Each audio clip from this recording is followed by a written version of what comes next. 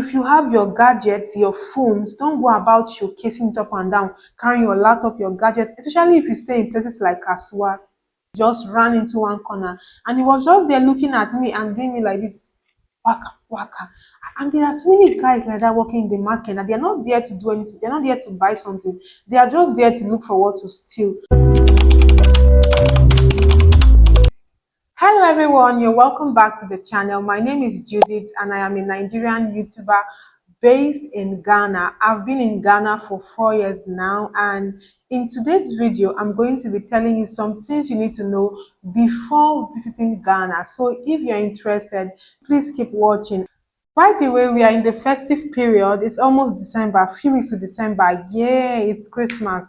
And some of us are planning to come to Ghana. Some of you are planning to come to Ghana with your family to have some fun. Some of you are planning to relocate to Ghana. So this video is going to be very important and useful to you. So please keep watching. By the way, if this is your first time of seeing this amazing face, please don't make it your last by liking and subscribing and doing all that good stuff. And if you're a returning subscriber, thank you so much for always coming back. You guys are the best. I'm so grateful. So let's jump right into the video quickly. So the first thing you need to take note of when coming to Ghana is the currency conversion rate. Yes, it's very important. Wherever you're coming from, whatever country you're coming from, it's good for you to know the currency conversion rate before coming to Ghana, because the currency you're using in your country is not the same as the currency used here. In Ghana here, we make use of Ghana cedis.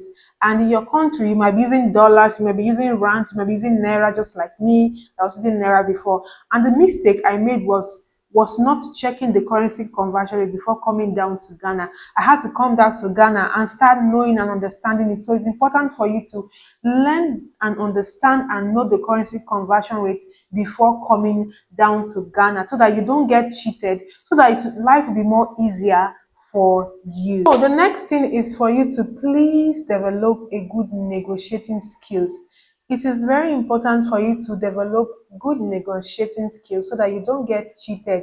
In wherever you find yourself, whether you are in the marketplace, in the store, wherever you find yourself, always ask for a reduction in price in whatever you're buying, so that you don't get cheated as a foreigner. Because as a foreigner, when you come here, they might be looking at you like you don't know your way, you don't know the road, so they might just try to cheat you. So the best thing for you to do is to develop good bargaining skills. Always ask for a reduction in price. For instance, if this is 20 cedis, they tell you it's 20 cedis, please ask them, can I give you 10 cedis? Can I give you 15 cedis before you get to that 20 cedis? Because sometimes as a foreigner, they might feel you don't know the prices of things and they might just want to like exploit you. So it's important for you to please get or know how to bargain with customers, except it is a fixed price, except you are in the supermarket and it's already written on everything and even if it's a fixed price, I will still ask for a reduction, because I want to buy something affordable. If not, you just end up wasting your money, or you might just end up just going broke because you cannot bargain. Even though I noticed that Ghanaians, they don't like you like um asking for a reduction in price, because most of them put their prices the way they want to sell it, or they put their prices the way they want to gain from it, and they don't like you asking. But I always ask for a reduction in price, because I'm trying to like manage here, so I always ask for a reduction. So try to always ask for a reduction in price in whatever you're buying, so that life can be more easier for you. Because if they just say 50 cities and you just buy, they say you just buy, your money will just be gone. So it's good for you to always ask for a reduction in the price of whatever you're buying. The next thing you need to know is to be security conscious. Yes, security conscious. In as much as Ghana is one of the safest country in West Africa, in as they say Ghana is safe, yes, Ghana is safe, I can say that Ghana is safe. But no matter how, you need to take safety precautions, because wherever you find good people, there are bad people. Wherever you find good people, there are criminals, there are bad people. So it's very important for you to please take safety precautions. If you have your gadgets, your phones, don't go about showcasing it up and down, carrying your laptop, your gadgets, especially if you stay in places like Kasua. There are some places that are not that safe in Ghana, so you need to be careful with your gadgets, whatever you have. Even with you, don't go about wearing gold up and down your body, wearing gold, saying I'm doing Ghana, I'm doing madam. It's always good to go on the low. It's not good to always be loud up and down. So please try to always be security conscious wherever you find yourself, especially in the market too. So the other day I went to the market to buy some things and I was like filming some films. I was filming some videos to use for YouTube, and I noticed that there was this guy that was walking close to me, was just walking at my back, walking close to me. Okay, he was too close to me, so I noticed him and I quickly put my phone in my bag and zip it and I crossed it to the front. I wear the bag to the front and I crossed it. And the guy noticed that I noticed him, and you know what this guy did?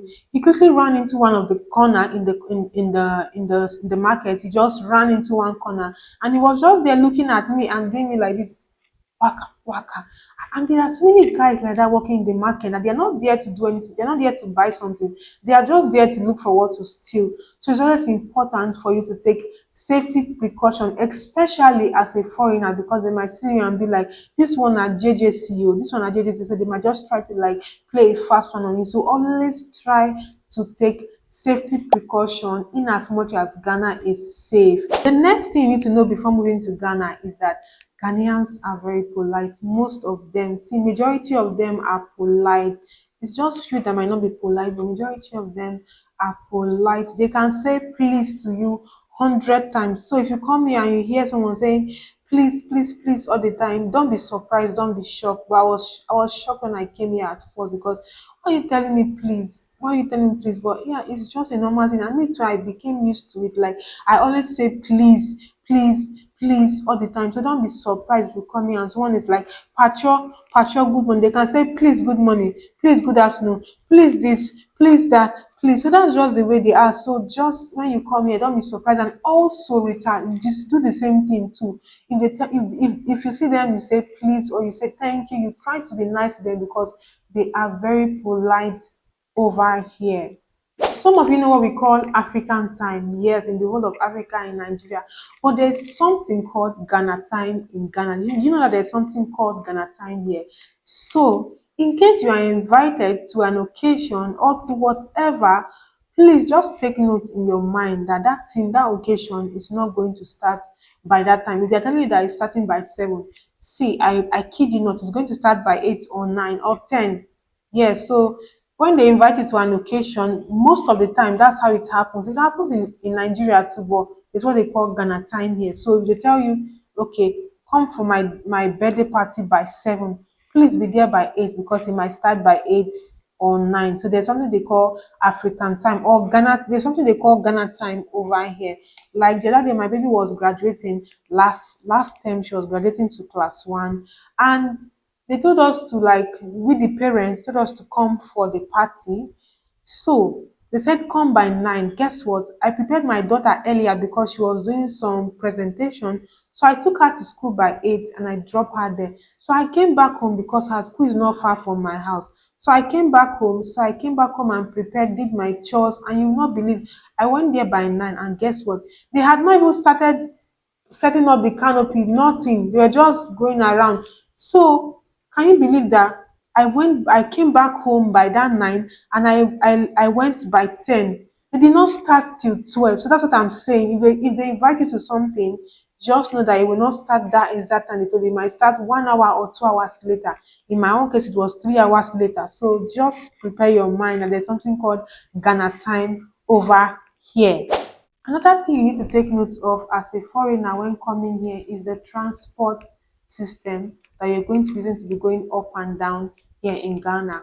Myself, I would advise you to use the Yango app, the Uber, the boats when you come to Ghana as a foreigner, especially as a newbie, because the prices are always written on the app when you're booking the ride. It's always written there. So it's advisable for you to use the app or for you to use those services so that you don't get cheated by some taxi drivers who are trying to be greedy, because it happened to me when I came here earlier. So it's advisable for you to use those apps to book a ride when you come here new, or when you are a foreigner it's good for you to use it so that you don't get cheated. Then when you now fully settle down, you can now start using the public transport. Like me, when I came here for like 3 years, I was always using the private service, like the app and the boat, the Yango, all those stuff. That's what I was using when I came here newly. Like for 2 to 3 years, I was using that because I didn't know my way around. But now I know my way around the place I stay. I know some places around. So now I can now be able to use the trotro. So now I use the trotro service and I enjoy it so much. So we have come to the end of this video. I wanted this video to be very short and I hope I did so. So please don't forget to like, subscribe, and do all that good stuff. Please support your girl. We are almost at 1K subscribers. Let's go to 2K. Let's go to 3K. So please support your girl. And for all of you who have been supporting me, liking, subscribing, doing all the good stuff, sharing my videos, I'm so grateful. Please don't stop. Please support me, and I'll see you guys in the next one. Bye.